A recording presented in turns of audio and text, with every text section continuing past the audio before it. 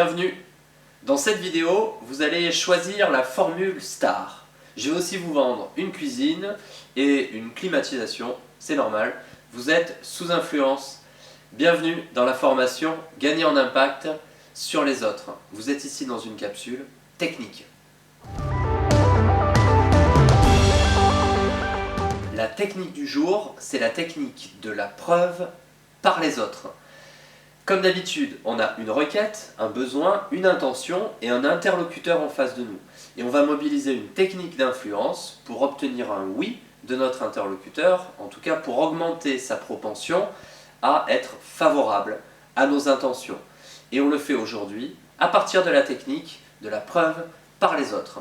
On démarre avec le défi scientifique, c'est la rubrique l'expérimentation de base. Alors, l'expérimentation de base, on la doit à Shérif, qui va faire une expérimentation qu'on appelle aussi expérimentation sur l'effet autocinétique. Je vous explique ça. Il va s'agir de convaincre l'individu d'adopter un point de vue qui n'est pas le sien au départ, et qu'on va faire converger en direction du point de vue des autres. Et vous allez voir que nous, on va après l'utiliser sur plein d'autres domaines différents. Voilà à quoi ressemble la tâche expérimentale. Les participants viennent au laboratoire, alors évidemment ils ne sont pas au courant des vrais enjeux de l'étude, ils pensent participer à une tâche de perception, d'acuité visuelle, si vous voulez. On les met dans une salle et on projette au mur un point lumineux. Il se trouve que nos yeux sont mal faits, quand on a un point lumineux présenté comme l'a fait Shérif, on a l'impression que le point oscille, on a l'impression qu'il bouge, mais ce qui n'est pas le cas. Donc ici la tâche va être faussée dès le début, c'est une tâche qui ne veut rien dire, mais le sujet n'est pas au courant. On lui demande d'estimer et de se prononcer sur dans quelle mesure estimez-vous que le point est en train de bouger. Et vous devez faire une estimation. Donc par exemple ici, l'individu estime peut-être, au premier essai, qu'il y a à peu près 4 cm de mouvement. D'accord ? Je vous rappelle, le point ne bouge pas, donc c'est pour ça que la tâche est un peu ambiguë dès le départ. Et puis on va multiplier les essais comme ça pour lui donner plus de chances d'être précis. Au deuxième essai, il va considérer que, en fait, peut-être ça bouge de 5 cm. Et puis, au bout d'un moment, il va stabiliser un point de vue sur la tâche. Avec ça, on a notre première condition expérimentale. L'individu affirme un point de vue. Il s'est construit un jugement sur la tâche. C'est la suite qui va être intéressante. On va, dans la deuxième condition expérimentale, faire une condition collective. La même tâche, mais avec d'autres participants, qui ici ne sont pas des complices de l'expérimentateur, d'autres participants, mais qui ont aussi un point de vue sur la tâche. Et chacun va entendre le point de vue affirmé par l'autre. Ça va donner quelque chose comme ça. Le premier va dire 7 cm dans la même tâche, le deuxième 8, et notre sujet, je vous rappelle, 5. Très bien, deuxième essai. Et on va laisser chacun, éventuellement, changer son avis au nom de la pertinence et de ses croyances dans l'efficacité. Et on va multiplier, comme ça, les essais, d'accord, au fil du temps. Alors, qu'observe-t-on ? Ce qu'on observe, vous le voyez, ici il est noté, c'est qu'il va y avoir un ajustement des points de vue, si bien qu'à la fin, tout le monde a le même point de vue. Alors, ce qui nous intéresse, c'est pas que tout le monde a le même point de vue ici, mais c'est que notre individu, en rouge ici, a progressivement changé son avis pour le faire converger avec l'avis majoritaire, avec l'avis des autres. Il s'ajuste. Alors pourquoi il s'ajuste ? Je vous le note ici, parce qu'on est dans une tâche ambiguë, incertaine. Il n'a pas confiance dans son point de vue. C'est normal, le point ne bouge pas. Donc c'est normal que vous n'ayez pas confiance dans cette tâche-là, vous ne soyez pas sûr de vous. Et bien quand on n'est pas sûr de soi, on aime bien prendre exemple sur les autres. Et c'est souvent une bonne idée d'ailleurs. Et bien ce qu'on va faire nous, c'est qu'on va utiliser ce mécanisme psychologique d'aller chercher la preuve chez les autres pour en faire une technique d'influence. La suite, Shérif est allé plus loin. Une fois qu'il sait, qu'il est convaincu que l'individu ajuste son point de vue par rapport au point de vue des autres, il se pose la question de savoir, et si on faisait l'expérimentation, vous allez voir, je le note ici avec la flèche, dans l'autre sens. Ça veut dire qu'on amène les individus à construire un point de vue collectif, ils se sont ajustés, et ensuite, on les met en situation de juger seuls de la tâche. Et la question étant, est-ce qu'ils retrouvent ce qu'on appelle norme individuelle, c'est-à-dire leur point de vue individuel quand ils n'ont pas à s'ajuster et à prendre exemple sur les autres, ou bien est-ce qu'ils maintiennent le jugement qu'ils ont construit en cherchant la preuve chez les autres? Eh bien la réponse, vous l'avez, elle est notée ici. Les individus maintiennent, même quand on les remet tout seuls, le point de vue qu'ils ont construit grâce à l'exemple sur autrui. C'est pour vous dire la force de cette technique d'influence. Alors, on va voir maintenant comment l'utiliser. On va reprendre les essentiels de cette technique. Pour bien comprendre la technique, il va s'agir donc de convoquer le point de vue des autres. On ne va pas pouvoir ici faire une expérimentation avec les autres qui simulent leur point de vue, mais on va rassurer notre interlocuteur en lui disant « les autres choisissent ça ». Les autres, généralement, pensent ça dans cette situation. Et vous, qu'en pensez-vous? La technique, elle est là. Hein. Donc il s'agit de formuler la requête, peut-être on peut démarrer par ça, et on enchaîne, on pourra inverser, on pourra faire les choses dans l'autre sens. Et une fois qu'on a formulé la requête, on enchaîne en évoquant d'autres personnes qui se sont comportées comme ça face à la requête, c'est-à-dire généralement qui ont accepté. Voilà, j'aurais souhaité que tu fasses ça pour moi. Hein. Je viens d'obtenir l'accord de un tel, un tel, un tel et un tel. Là pour l'instant j'ai un bon taux d'acceptation, ça va bien. Et toi, qu'en penses-tu? Voilà, la technique elle est là, la preuve par les autres, l'individu dans une situation où il ne sait pas trop quoi en penser, évidemment, s'il est sûr que c'est absurde de refuser, il refusera, il a confiance dans son jugement. Mais dès qu'il ne sait pas trop, le point de vue des autres va être largement utile. Et la dernière étape, c'est donc, une fois qu'on a évoqué les comportements d'autrui, on incite autrui à limiter les risques, à se calquer sur autrui au cas où il ne le fasse pas spontanément. Voilà, pour 3 étapes, on peut renverser un petit peu la logique en formulant la requête après, à l'issue de la présentation. L'exemple que je note ici, c'est quelque chose qu'on voit beaucoup maintenant sur les sites web, hein, peut-être votre propre site web à ça. Vous savez, c'est une rubrique qui s'appelle « Ils nous ont fait confiance » ou « Ils nous font confiance » et puis on met la liste des gens qui font confiance dans l'entreprise. Hein. Si vous avez une entreprise de menuiserie, ils nous font confiance et puis vous mettez un peu les grands restaurants, hôtels du coin. Et moi, utilisateur classique, je viens sur votre site, je me dis « Oh là là, si ces gens-là leur ont fait confiance, alors moi je serais bien bête de ne pas faire confiance aussi puisque je ne savais pas trop si je pouvais leur faire confiance. » Et donc ça marche très bien. C'est donc une technique web de ce mécanisme d'influence. Alors, ensuite, si on doit aller vers des extraits pour que vous compreniez un petit peu mieux, écoutons comment ça peut s'opérationnaliser ici dans une version directe de la technique. La plupart des gens choisissent la formule STAR. C'est celle qui offre le meilleur service. D'accord, formulation assez simple. Bon, la plupart des gens choisissent ça. Hein, c'est pour vous rassurer, j'ai intérêt à ce que vous choisissiez ça. Voilà, ou cet autre extrait. Plus de 60% des produits du département viennent de chez nous. Voilà, vous êtes rassurés, 60% des fenêtres qui sont posées dans le département, elles viennent de chez nous, donc vous ne faites pas une erreur en passant par chez nous. Alors, dans une version un peu plus subtile, qui va jouer maintenant sur la complexité, l'ambiguïté de la situation. C'est difficile de choisir, de se positionner. Pour vous aider, je vais vous dire ce qu'ont fait les autres. Voilà à quoi ça pourrait ressembler. Vous savez, c'est difficile de choisir le bon produit. Cela dépend de tellement de variables. Je comprends que vous craignez de faire le mauvais choix.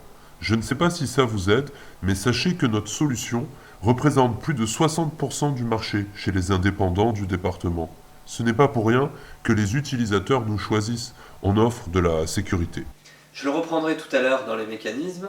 Ici, ça dénote d'une bonne compréhension du processus, puisque ce processus de prendre exemple sur autrui se produit essentiellement quand j'ai pas confiance en moi et quand la situation est ambiguë. D'accord? Donc là, en fait, dans l'extrait, on est vraiment en train de renforcer le caractère ambigu, incertain de la situation pour stimuler l'apparition du processus. C'est pas le tout de dire la plupart des gens nous choisissent. Si en plus on explique que la situation est complexe, je vous comprends, c'est très difficile de choisir, mais sachez que la plupart des gens nous choisissent, on a les deux termes de l'équation et c'est ce qui fait que ça va super bien marcher.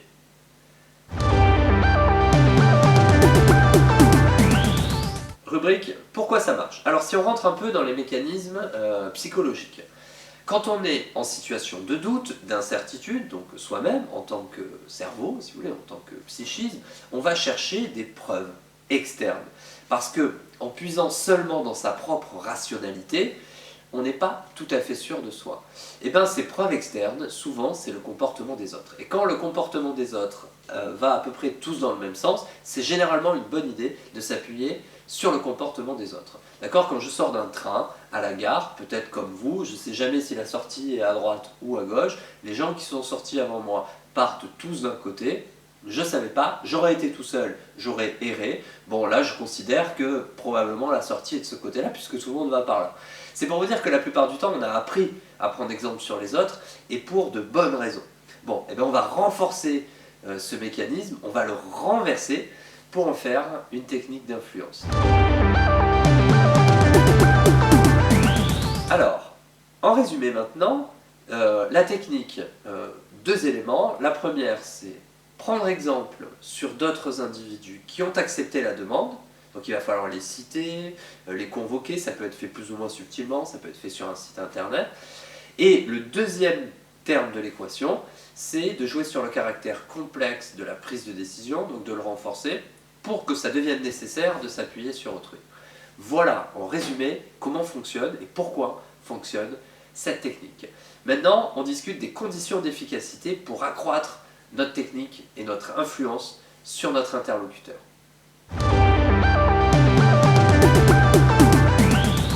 Alors, les conditions d'efficacité. On revient sur des choses évoquées. Il va s'agir d'accroître la complexité perçue de la situation. Chaque fois que je fais ça, la technique devient d'autant plus efficace. Je vous remets ici un exemple où l'intention manifeste est de dire la situation est complexe, complexe, complexe. Regardez ce que les autres font dans cette situation-là. On écoute. Choisir une cuisine, ce n'est pas facile. C'est normal que vous ayez le sentiment que c'est une lourde tâche. Il y a tellement de facteurs à prendre en compte pour pas se tromper. C'est pour cela qu'on ne met pas en face de vous un commercial, mais un concepteur designer qui fait du conseil. Et là, j'insiste sur le choix du plan de travail, ce n'est pas pour rien que 90% des gens choisissent cette matière. Réfléchissez-y bien avant de faire un autre choix.